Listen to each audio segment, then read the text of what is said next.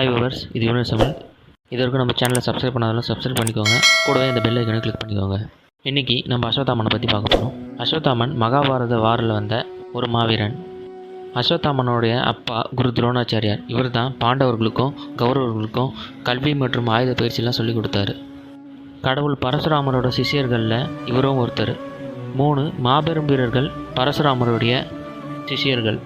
ஒன்று கங்கை மைந்தர் பீஷ்மர், இன்னொன்று குரு துரோணர், 3வது கர்ணன். குரு துரோணாச்சாரியார் சிறு வயதிலிருந்தே ரொம்பவே கஷ்டப்பட்டார் ஏழ்மையின் காரணமாக. இவருடைய அப்பா பரத்வாஜர். குரு துரோணர் வளர்ந்ததுக்கப்புறம் கிருப்பின்றவங்களை கல்யாணம் பண்ணிக்கிறாரு. கிருப்பின்றவங்க கல்யாணம் பண்ணதுக்கப்புறமும் வறுமை தொடர்ந்துகிட்டே இருக்குது. ரொம்ப ஏழ்மையான வாழ்க்கையாக வாழ்ந்துட்டு இருந்தாங்க. அதன் பிறகு குரு துரோணர் சிவனை நோக்கி தவம் இருந்தார். அந்த தவத்தோட பயனால் சிவபெருமான் இவருக்கு காட்சி அளித்தது மட்டும் இல்லாமல் வரமும் கொடுக்குறாரு.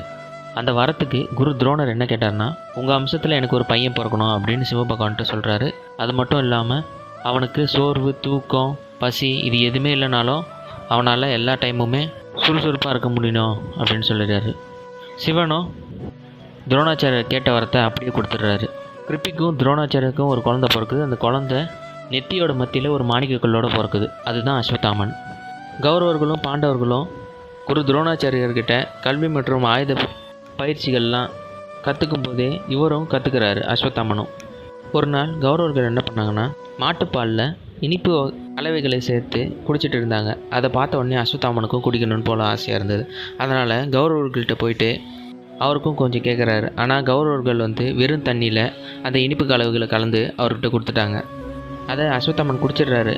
அஸ்வத்தாமனுக்கு பால் எப்படி இருக்குன்னே தெரியாது. அவர் இது வரைக்கும் குடித்ததே இல்லை சிறு வயதுலேருந்து. அதனால் அவங்க தண்ணியில் அந்த இனிப்பு கலவை கலந்து கொடுக்குறாங்கன்னு கூட தெரியாமல் அதை குடிச்சிடுறாரு. இந்த தூரத்துலேருந்து குரு துரோணாச்சாரியார் பார்த்து ரொம்ப கஷ்டப்படுறாரு. நம்ம பையனுக்கு ஒரு பால் கூட கொடுக்க முடியலையே அப்படின்னு ரொம்ப வருத்தப்படுறாரு. அவர்கிட்ட பசு கூட எதுவுமே இல்லை. அப்போ தான் அவருக்கு சிறு வயது ஞாபகம் வருது குரு துரோணாச்சாரியருக்கு. சிறு வயதில் குருகுலம் கல்வி படிக்கும்போது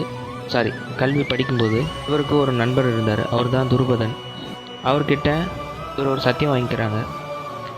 அந்த டைமில் இவங்க ரொம்ப பெஸ்ட் ஃப்ரெண்ட்ஸாக இருக்காங்க. குரு துரோணர் என்ன சொன்னார்னா, நீ பெரியவனாக வளர்ந்ததுக்கப்புறம் எனக்கு கொஞ்சம் உதவி பண்ணணும், நீ ராஜா ஆகிட்டதுக்கப்புறம் அப்படின்னு சொல்லிட்டு துருபதன் கிட்ட சத்தியம் வாங்கிக்கிறாரு. துருபதனும் சத்தியம் பண்ணிடுறான். இந்த ஞாபகம் வந்தவுடனே குரு துரோணாச்சாரியார் பாஞ்சால தேசத்துக்கு போகிறாரு. அங்கே போயிட்டு துருபத ராஜாவை பார்க்குறாரு. ஆனால் குருபத ராஜா இவரை அசிங்கப்படுத்தி அனுப்பிச்சிடுறாரு. ஒன்று மாதிரி பிச்சைக்காரன் எப்படி எனக்கு நண்பனாக இருக்க முடியும், முதல்ல வெளியே போயிடு அப்படின்னு சொல்லிடுறாரு. அதுக்கப்புறம் துரோணாச்சாரியர் ரொம்பவே கோவப்படுறாரு. கோவப்பட்டதுக்கப்புறம் வெளியே வந்துடுறாரு அந்த அரண்மனையை விட்டு. குரு துரோணரோட குருகுலத்தில் அர்ஜுனன் சிறந்து விளங்குறாரு. எல்லாத்துலேயுமே படிப்பு, ஆயுத பயிற்சி எல்லாத்துலேயுமே வில்வித்தையில் சிறந்தவராக இருக்கார். அதனால் அர்ஜுனனுக்கு மட்டும் பிரம்மாஸ்திர வித்தையை கற்றுக் கொடுக்குறாரு துரோணாச்சாரியா. இதை தூரத்தில் இருந்து பார்த்த அஸ்வத்தாமன் அவனுக்கும் பிரம்மாஸ்திரம் கற்றுக் கொடுங்கன்னு சொல்லி அவங்க அப்பாவை கேட்குறாரு. அதாவது துரோணாச்சாரியார் கேட்குறாரு. துரோணாச்சாரியார் கொஞ்சம் யோசிக்கிறாரு. நம்ம பையன் கோவக்காரன், முன்கோபக்காரன், இவங்ககிட்ட போயிடுச்சுன்னா அப்பப்போ யூஸ் பண்ணுற மாதிரி ஆகிட போகுது, நிறைய பிரளயம் வந்துட போகுது, வேணாம் அப்படின்னு நினைக்கிறாரு. அப்படின்னு யோசிக்கிறாரு. அதுக்கப்புறம் சரி பையனாச்சே சொல்லிக் கொடுப்போன்னு சொல்லி அவருக்கும் பிரம்மாஸ்திரத்தை கற்றுக் கொடுத்துட்றாரு. அதன் பிறகு கௌரவர்கள் என்ன பண்ணுறாங்கன்னா, குரு துரோணரோட பையன்றதுனால அஸ்வத்தாமனை கொஞ்சம் நல்லா பழகுறாங்க கௌரவர்கள். துரியோதனன் இவரை பெஸ்ட் ஃப்ரெண்டாகவே ஆக்கிட்டாரு. ஃப்யூச்சரில் நமக்கு தேவைப்படுவான் இவன் எதனா போர் வந்தா அப்படின்னு சொல்லிட்டு ஃப்ரெண்ட் ஆக்கிடுறாரு. அதன் பிறகு கௌரவர்களோட இவர் சேர்ந்ததால் பாண்டவர்கள் மேலே இவருக்கு வெறுப்பு அதிகமாகிடுது அஸ்வத்தாமனுக்கு. ஒரு நாள் அஸ்வத்தாமன் துவாரகைக்கு போகிறாரு. துவாரகைக்கு போயிட்டு கிருஷ்ணர்கிட்ட இருக்க சுதர்சன சக்கரத்தை கேட்குறாரு. அதுக்கு கிருஷ்ணர் சிரிச்சிட்டே இருந்தார். அஸ்வத்தாமன் சொல்கிறாரு, பிரம்மாஸ்திரத்தை என்னால் தூக்க முடியும், உங்கள் சுதர்சன சக்கரத்தை என்னால் தூக்க முடியாதா, என்கிட்ட கொடுத்துருங்க அப்படின்னு சொல்கிறாரு. அது சிரிச்சினே கிருஷ்ணரும் அவர்கிட்ட கொடுத்துட்றாரு சுதர்சன சக்கரத்தை. அந்த சுதர்சன சக்கரம் அஸ்வத்தாமன் கையில் வந்தோடனே 1000 சூரியன் பக்கத்தில் இருந்தால் எந்த அளவுக்கு அனல் அடிக்குமோ அந்த அளவுக்கு அனல் அடிக்குது. அந்த வேதனையை தாங்க முடியாமல் மறுபடியுமே கிருஷ்ணர்கிட்ட கெஞ்சுறாரு, உங்கள் சுதர்சன சக்கரம் நீங்களே வச்சுக்கோங்க அப்படின்னு சொல்லிடுறாரு. கிருஷ்ணர் வாங்கிக்கிறாரு சுதர்சன சக்கரத்தை. சில காலம் கழித்து குருகுலம் கல்வியெல்லாம் முடியுது. பாண்டவர்களும் கௌரவர்களும் ஹஸ்தினாபுரத்துக்கு போகிறாங்க. ஹஸ்தினாபுரத்துக்கு போயிட்டதுக்கப்புறம் குரு துரோணாச்சாரியார் எனக்கு ஒரு குருதட்சணை வேணும்னு கேட்குறாரு. அர்ஜுனனுக்கு குரு துரோணாச்சாரியார் ரொம்ப பிடிக்கும். அவர் கேட்குற குருதட்சணையை அவர் பண்ணணும்னு நினைக்கிறாரு. குரு துரோணர் என்ன கேட்டாருன்னா, பாஞ்சால அரசன் துருபதனை என்கிட்ட கொண்டு வரணும் அப்படின்னு சொல்லிடுறாரு அர்ஜுனன் கிட்ட. அர்ஜுனன் தனியாளாக போயிட்டு துருபதன் போட்டிருந்த சக்கர வியூகெல்லாம் உடச்சி துருபதனை கைப்பற்றி துரோணாச்சாரியார்கிட்ட கொடுத்துட்றாரு. அதுக்கப்புறம் துரோணாச்சாரியார் துருபதனை சமாதானப்படுத்தினார். எனக்கு உன் கூட சண்டை போடணுன்னு அவசியம் இல்லை, நான் உன்னோட நட்புக்காக தான் இங்கே இயங்கிட்டு இருக்கேன். நீ அன்றைக்கி பண்ணல சத்தியம், எனக்கு ஒன்றே ஒன்று பண்ணிவிடு, என் மகனை மட்டும் எதனா ஒரு தேசத்துக்கு அரசனாக்கிடு அப்படின்னு சொல்லிடுறாரு.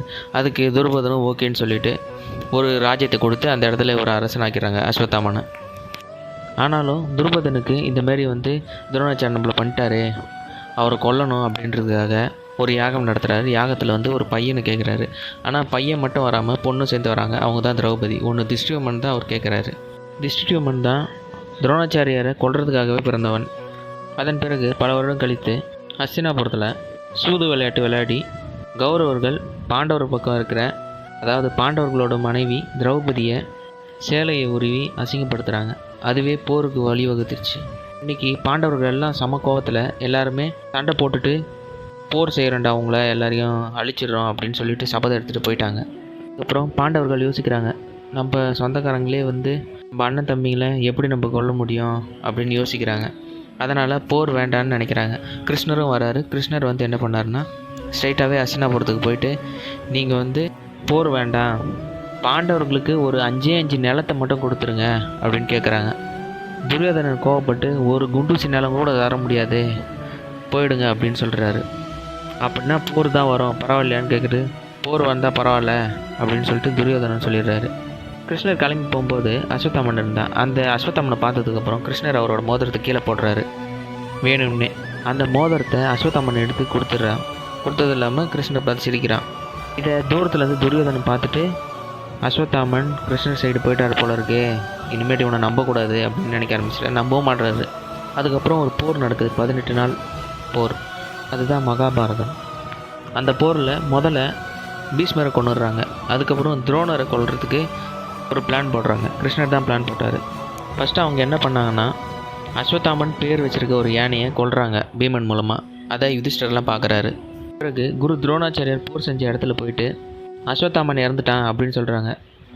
துரோணாச்சாரியருக்கு அப்படியே வலு இழந்து போயிட்டார். ரொம்ப கஷ்டப்படுறாரு. நம்பலை. அதுவும் இல்லாமல், இல்லை என் மகன் சாகலை, நீங்கள் போய் சொல்கிறீங்க, நீங்கள் உண்மையை சொல்லணுன்னா யுதிஷ்டரை சொல்ல சொல்லுங்கள், அவர் தான் தர்மத்தை கரெக்டாக காப்பாற்றுறவர், அவரை சொல்ல சொல்லுங்கள் உண்மையை அப்படின்னு சொல்கிறாங்க. அதுக்கப்புறம் யுதிஷ்டரை கூட்டின்னு விடுறாங்க. யுதிஷ்டர் என்ன சொல்கிறாருன்னா, அஸ்வத்தாமன் இறந்துட்டான் அப்படின்றது மட்டும் சவுண்டாக சொல்லிடுறாரு. ஆனால் அஸ்வத்தாமன் யானை இறந்தது அப்படின்னு சவுண்டு இல்லாமல் சொல்லிடுறாரு. அஸ்வத்தாமன் இறந்துட்டான், அது ஒரு யானை அப்படின்னு சொல்லி விட்டுறாரு. அது ஒரு யானைன்ற வேர்டு மட்டும் சவுண்ட் இல்லாமல் சொல்லிடுறாரு. இதை கேட்டதுக்கப்புறம் துரோணாச்சாரியர் ரொம்ப கஷ்டப்பட்டு அழுக ஆரம்பிச்சிடுறாரு. நம்ம மகனே இறந்துட்டான், இதுக்கப்புறம் நம்ம மட்டும் என்ன பண்ண போகிறோம் அப்படின்னு சொல்லிட்டு குண்டலினியை எழுப்பி அவர் ஆவியை வெளியே தள்ளிடுறாரு. வெளியே தள்ளினதுக்கப்புறம் வெறும் உடம்பு மட்டும் அங்கே இருக்குது.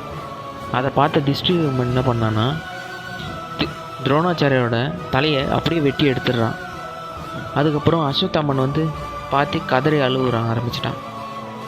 அதன் பிறகு போர் போய்கிட்டே இருந்தது. 18வது நாள் துரியோதனனை தொடையை பிளந்து பீமர் சாகடிச்சிடுறாரு. அதன் பிறகு அஸ்வத்தாமன் போய் பார்க்கும்போது கொஞ்சோண்டு உயிர் இருந்தது. துரியோதனன் என்ன சொன்னான்னா, அவங்க வம்சமே அழிஞ்சதுன்னு சொன்னால் தான் என்னோடய ஆத்மா சாந்தி அடையும் அப்படின்னு சொல்லிடுறாரு அஸ்வத்தாமன் கிட்ட. அஸ்வத்தாமன் இதுமாரி நண்பன் கடைசி ஆசைன்னு சொல்கிறானே, இதை நம்ம நிறைவேற்றணும் அப்படின்னு சொல்லிட்டு போர் விதியெல்லாம் மீறி நைட்டோட நைட்டாக போயிடுறாரு பாண்டவர்களை கொல்றதுக்கு. ஆனால் பாண்டவர்களை கொல்லாமல் அவங்களோட மகன்களை கொண்டுடுறாரு. அந்த குடிசெல்லாம் அமைந்த இடத்துல இவர் போகும்போது திஷ்டியுமனை பார்க்குறாரு. திஷ்டியுமனை கொடூரமாக கொல்லிடுறாரு அவங்க அப்பாவை கொன்னதுக்காக. அப்புறம் பாண்டவர்களோட பசங்க படுத்துருந்தாங்க, உப்பா பாண்டவர் சொன்னாங்க அவங்கள. அவங்க எல்லாரையும் சரமாரியாக கொண்டுடுறாரு, கொடூரமாக கொண்டுடுறாரு. கொண்டுட்டு போயிட்டு துரியோதனன்கிட்ட போய் சொல்கிறாரு, இந்தமாரி பாண்டவர்கள் வம்சத்தையே அழிச்சிட்டேன் அப்படின்னு சொல்கிறாரு. அதுக்கப்புறம் துரியோதனன் ரொம்ப சந்தோஷப்பட்டு அப்படியே இறந்துடுறாரு. துரியோதனன் இறந்ததுக்கப்புறம் அஸ்வத்தாமன் அவருக்கு எரிய வைக்கும்போது பாண்டவர்கள் வந்துடுறாங்க. பாண்டவர்கள் எல்லாருமே கடுமையான கோபத்தில் இருக்காங்க. ஏன்னா அவங்க பசங்களை கொண்டுட்டாங்க இவன் அப்படின்ற காரணத்தினால. இவர் எரிக்க போகிறாரு. அந்த டைம் பாண்டவர்கள் தடுத்து நிறுத்திடுறாங்க. அஸ்வத்தாமனுக்கு ரொம்ப குழப்பமாயிடுச்சு. இப்போ தான் இவங்க கொண்டு எப்படி இவங்களாம் உயிரோடு நிற்கிறாங்க நம்ம முன்னாடி அப்படின்னு யோசிக்கிறாரு. அது இல்லாமல் கேட்டுரும் செஞ்சிடுறாரு. யுதிஷ்டர், எங்கள் 5 பேர் கொண்டு வந்தால் கூட ஒன்று மன்னிச்சிருப்போம்டா, மேலகத்தில் போயாச்சு கடவுள்கிட்ட மன்றாடி உனக்கு மன்னிப்பு வாங்கி கொடுத்துருப்போம். ஆனால் நீ ஒரு செயலும் அறியாத சிறு பாலகர்களை இப்படி கொண்டுட்டியே அப்படின்னு சொல்கிறாரு. அதுக்கு அஸ்வத்தாமன், சிரிச்சுட்டு எப்படியோ உங்கள் குலம் அழிஞ்சிருச்சு, எனக்கு அது போதும், வம்சமே இல்லை இப்போது அப்படின்னு சொல்லிடுறாரு. அதுக்கப்புறம் யுதிஷ்டர் சொல்கிறாரு, எங்கள் வம்சத்தில் இன்னும் ஒருத்தர் இருக்கார், ஒரு சிசு இருக்குது உத்திரையோட கர்ப்பத்தில். உத்திரை யாருன்னா அபிமன்யோட ஒய்ஃபு, அபிமன்யு யாருன்னா அர்ஜுனனோட பையன். உத்திரை கர்ப்பத்தில் மகன் இருக்குன்னு சொன்னதுக்கப்புறம் அஸ்வத்தாமனுக்கு கோவம் வந்து பிரம்மாஸ்திரத்தை உத்திரையோட கர்ப்பப்பைக்கு எய்ம் பண்ணுறாரு. அந்த பிரம்மாஸ்திரத்தை எய்ம் பண்ணதும் இல்லாமல் சொல்லி விட்றாரு, இந்தமாரி உத்திரையோட கர்ப்பத்தை கலைச்சிரு அப்படின்னு சொல்லி விட்டுறாரு. ஆர்டர் போடுறாரு பிரம்மாஸ்திரத்துக்கு. பிரம்மாஸ்திரத்தையும் விட்டுடுறாரு. விட்டதுக்கப்புறம் அர்ஜுனர்கிட்ட பாண்டவர்கள்லாம் நீயும் பிரம்மாஸ்திரம் விடு, அந்த பிரம்மாஸ்திரத்தை அழிக்க அப்படின்னு சொல்கிறாங்க. பாண்டவர்கள் சொல்கிறது கேட்டுட்டு அர்ஜுனரும் பிரம்மாஸ்திரத்தை ஏவி விட்டுறாரு. அதுக்கப்புறம் கிருஷ்ணர் வராரு. கிருஷ்ணர் வந்து அர்ஜுனா உன்னோட பிரம்மாஸ்திரத்தை நீ திருப்பி எடுத்துக்கோ அப்படின்னு சொல்லிடுறாரு. கிருஷ்ணர் சொன்னதால் அர்ஜுனன் வந்து அவரோட பிரம்மாஸ்திரத்தை எடுத்துக்கிறாரு. கிருஷ்ணர் சொல்கிறாரு, ஒரு பிரம்மாஸ்திரம் அழிக்க இன்னொரு பிரம்மாஸ்திரம் பயன்படுத்தக்கூடாது, அது உலகத்தையே அழிச்சிடும், இவ்வளோ நாள் நம்ம பட்ட கஷ்டம் எல்லாமே வேஸ்ட்டாக போயிடும் அப்படின்னு சொல்கிறாரு. அதுக்கப்புறம் அஸ்வத்தாமன் கிட்ட மாவீரனே அஸ்வத்தாமா உன்னோட பிரம்மாஸ்திரத்தை நீயே திருப்பி பெற்றுக்கோ அப்படின்னு சொல்கிறாரு. அப்போது அர்ஜுனன் சொல்கிறாரு, அஸ்வத்தாமன் அந்த பிரம்மாஸ்திரத்தை திருப்பி பெறுற ஞானம் இல்லாதவன் அப்படின்னு சொல்லிட்டு அஸ்வத்தாமன் விட்ட பிரம்மாஸ்திரம் நேராக போய் உத்திரையோட கர்ப்பத்தில் கலந்துருது. அதுக்கப்புறம் அவங்களுக்கு பயங்கரமான வயிறு வலி ஏற்படுது. அப்படியே ரொம்ப கஷ்டப்படுறாங்க. அப்போது இங்கே அஸ்வத்தாமன் இருக்க இடத்துல கிருஷ்ணர் ரொம்பவே கடுமையான கோவப்படுறாரு. இரண்யகசிபு ராவணன் கூட செய்யாத தப்பை, மாபெரும் தப்பை நீ செஞ்சிட்ட அப்படின்னு சொல்லி கோவப்படுறாரு கிருஷ்ணர் அஸ்வத்தாமன் மேலே. கிருஷ்ணர் பீமன் கிட்ட அஸ்வத்தாமன் நெத்தியில் இருக்க அந்த மாணிக்கக்கல்லை உடைக்க சொல்கிறாரு கிருஷ்ணர். பீமனும் என்ன பண்ணுறாருன்னா அஸ்வத்தாமன் நெத்தியில் இருக்க அந்த மாணிக்கக்கல்லை உடச்சி எடுத்துடுறாரு. அதுக்கப்புறம் கிருஷ்ணர் அஸ்வத்தாமன் கிட்ட உனக்கு மரணனாலே பயம் இல்லைல்ல, அந்த மரணத்தையே உனக்கு வந்து சாபமாக தரேன் அப்படின்னு சொல்லிடுறாரு. அமரனாய் வாழ்வா என சாபம் தராரு அவர். அது மட்டும் இல்லாமல் உடம்புல எல்லா இடத்துலையும் ரத்தம் பாட்டு போயிட்டே இருக்கும், அந்த ரத்தத்தை உன்னால் நிப்பாட்டவே வைக்க முடியாது அப்படின்னு சொல்லிடுறாரு. பக்கத்தில் வர்றது கூட எல்லாரும் வந்து பயப்படுவாங்க அப்படின்னு சொல்கிறாரு. நீயே உனக்கு மரணம் வேணும்னு வேண்டி போனாலும் அந்த மரணம் உன்னை வாசம் செய்யாது அப்படின்னு சொல்லிடுறாரு. மரணமே வேணும்னு கேட்டு போனாலும் இவருக்கு மரணம் கிடைக்காதுன்ற ஒரு சாபத்தையும் கொடுத்தது இல்லாமல் அமரனாய் வாழ்வாயின்னு சாபம் விட்டுறாரு. இந்த யுகம் முடிகிற வரைக்கும் வலியும் வேதனையும் வந்து நீ ரொம்ப கஷ்டப்படணும் அப்படின்னு சொல்லிடுறாரு, சாபம் விட்டுறாரு கிருஷ்ணர் அஸ்வத்தாமனுக்கு. அதன் பிறகு கிருஷ்ணரும் பாண்டவர்களும் கிளம்பி போயிட்டு உத்திரையை பார்க்க போயிடுறாங்க. கிருஷ்ணர் அவரோட சக்தியை யூஸ் பண்ணி உத்திர வயிற்றில் இறந்து போன அந்த குழந்தைய மறுபடியும் உயிர் வர வச்சிடுறாரு. உயிர் வர வச்சதும் இல்லாமல் அந்த குழந்தைக்கு பரிஷத்துன்ற ஒரு பேரை வைக்கிறாரு. ஏன் பரிஷத்துன்னு வச்சாருன்னா அம்மாவோட வயிற்றில் இருக்கும்போதே இந்த பரீட்சை அவருக்கு நடந்தது அப்படின்னு சொல்லிட்டு. இவரோட உயிர் போயிட்டு மறுபடியும் உயிர் வந்ததால் இவர் தூய்மையான நிலையை பெறுறாரு அப்படின்னு சொல்லிடுறாரு அந்த குழந்தைய. அப்புறம் போர்லாம் முடிஞ்சதுக்கப்புறம் ஹஸ்தினாபுரத்தில் போயிட்டு யுதிஷ்டரை ராஜா வைக்கிறாங்க. இன்னுமே அஸ்வத்தாமன் வாழ்கிறதா ஒரு வதந்தி இருக்குது. நார்த் சைடில் போனீங்கன்னா தெரியும் உங்களுக்கு. ஒரு ஹாஸ்பிட்டலில் 12 அடி உயரத்துக்கு ஒரு பெரியவர் வராரு. அவர் உடம்பு ஃபுல்லாக ஒரே ரத்தமாக இருக்குது. எவ்வளோ மருந்து வச்சு பார்த்தாலும் அந்த ரத்தம் நிற்கலை. அப்போது அந்த டாக்டர் நீங்கள் அஸ்வத்தாமான்னு கேட்டதுக்கப்புறம் அவர் மறைஞ்சு போயிட்டார், அந்த பெரியவர் மறைஞ்சு போயிட்டார். இன்னும் சில பேர் 12 அடி உயரத்தில் ஒரு பெரியவர் நாங்கள் பார்த்தோம் அப்படி இப்படின்னு ஒரு வதந்தியெல்லாம் கிளப்பி விட்டுருக்காங்க நார்த் சைடில். கல்கி புராணத்தில் 7 சிரஞ்சீவிகள் இருக்காங்கன்னு சொல்கிறாங்க. அந்த 7 சிரஞ்சீவிகளில் அஸ்வத்தாமனும் ஒருத்தர். இந்த 7 சிரஞ்சீவிகள் யாருன்னா அஸ்வத்தாமன், பாலி, வியாசா, அனுமன், விபீஷணன், கிருபாச்சாரியா, மார்க்கண்டேயா அண்ட் பரசுராமர். இவங்க எல்லாரும் கல்கிக்கு உதவுவாங்கன்னு சொல்கிறாங்க. களி முத்தி போகிற டைமில் கல்கி பிறப்பார் அப்படின்னு ஒரு தீர்க்க தரிசனம் சொல்கிறாங்க. களியை அழித்து யுகத்தை சத்தியோகமாக மாற்றுறதுக்காக மறுபடியும் பிறப்பாருன்னு சொல்கிறாங்க. களி முத்தும்போது கல்கி அவதாரம் வரும். எல்லோரும் மறக்காமல் லைக் பண்ணுங்கள், ஷேர் பண்ணுங்கள், சப்ஸ்கிரைப் பண்ணுங்கள்.